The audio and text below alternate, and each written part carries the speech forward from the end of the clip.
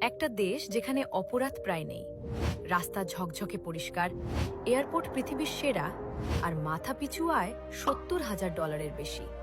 কিন্তু অবাক করা বিষয় হল 1965 সালে স্বাধীন হওয়ার সময় সিঙ্গাপুর ছিল এক দরিদ্র, ছোট, সম্পদহীন দ্বীপ। না তেল, না বড় জমি, না প্রাকৃতিক সম্পদ। তাহলে কিভাবে সিঙ্গাপুর আজ এশিয়ার অন্যতম ধনী দেশ? আজকের এই ভিডিওতে আমরা জানব সিঙ্গাপুরের ইতিহাস, কিভাবে তারা অর্থনৈতিক শক্তিতে পরিণত হলো, কেন আইন এত কঠোর, আর ভবিষ্যতে এই দেশ কোথায় যাচ্ছে। চলুন শুরু করি। সিঙ্গাপুরের অবিশ্বাস্য গল্প। সিঙ্গাপুর শুধু ধনী না, তারা ভবিষ্যতের শহর বানাচ্ছে। 80% মানুষ সরকারি এইচডিবি ফ্ল্যাটে থাকে, কিন্তু সেই ফ্ল্যাটগুলোও উন্নত মানের। Green city, smart city, digital nation, সব একসাথে। বহুজাতিক সমাজ, চাইনিজ, মালয়, ভারতীয়, সবাই একসাথে বসবাস করে। 4টি অফিসিয়াল ভাষা, ইংরেজি, মালয়, মান্দারিন, তামিল, এটাই তাদের শক্তি।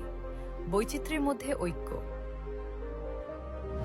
ভবিষ্যতের Singapore, AI, fintech, biotechnology, new water, পানি পুনর্ব্যবহার প্রযুক্তি। সিঙ্গাপুর ভবিষ্যতের জন্য প্রস্তুত। তাদের লক্ষ্য 2026-এর পর এশিয়ার ইনোভেশন হাব হওয়া। সিঙ্গাপুর একটা ছোট দ্বীপ, কোন প্রাকৃতিক সম্পদ নেই, কিন্তু আছে শক্ত নেতৃত্ব, কঠোর আইন, উন্নত শিক্ষা, দুর্নীতিমুক্ত সিস্টেম। সিঙ্গাপুর প্রমাণ করেছে দেশ বড় না হলেও স্বপ্ন বড় হলে সব সম্ভব। কিভাবে সিঙ্গাপুর সিটি এত উন্নত হলো? কেন এটাকে ফিউচার সিটি বলা হয়? সিঙ্গাপুর সিটি কোথায়? সিঙ্গাপুর দক্ষিণ পূর্ব এশিয়ায় অবস্থিত, মালয়েশিয়ার ঠিক নিচে, ইন্দোনেশিয়ার কাছে। আয়তন মাত্র প্রায় 700 বর্গ কিলোমিটার, মানে ভারতের অনেক শহরের থেকেও ছোট। কিন্তু এই ছোট জায়গাতেই বাস করে প্রায় 5.5 মিলিয়ন মানুষ।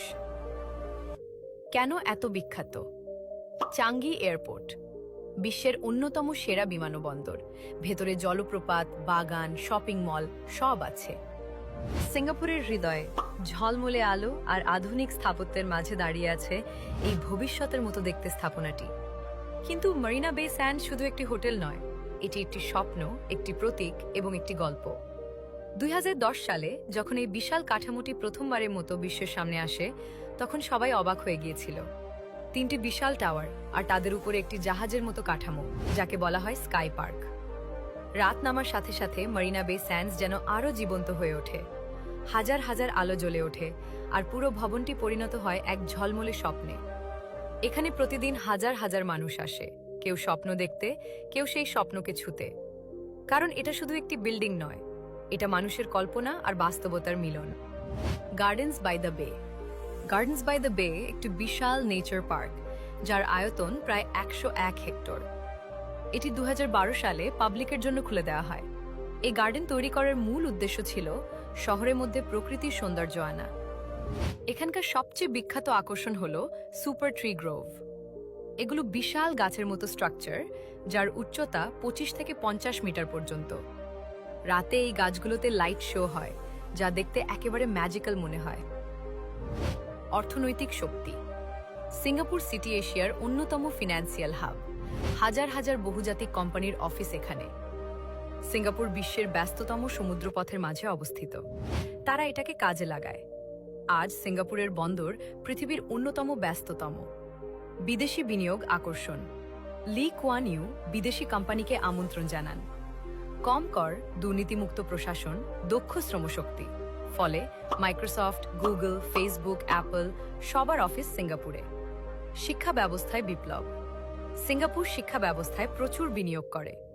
আজ সিঙ্গাপুরের ছাত্ররা বিশ্বের সেরা গণিত ও বিজ্ঞান পরীক্ষায় শীর্ষে থাকে।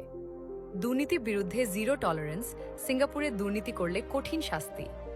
মন্ত্রীদেরও বড় বেতন দেওয়া হয়, যাতে তারা ঘুষ নেওয়ার প্রয়োজন না অনুভব করে। সিঙ্গাপুরে চুইংগাম বিক্রি নিষিদ্ধ। রাস্তা নোংরা করলে জরিমানা। মাদকদ্রব্যের জন্য মৃত্যুদণ্ড পর্যন্ত হতে পারে।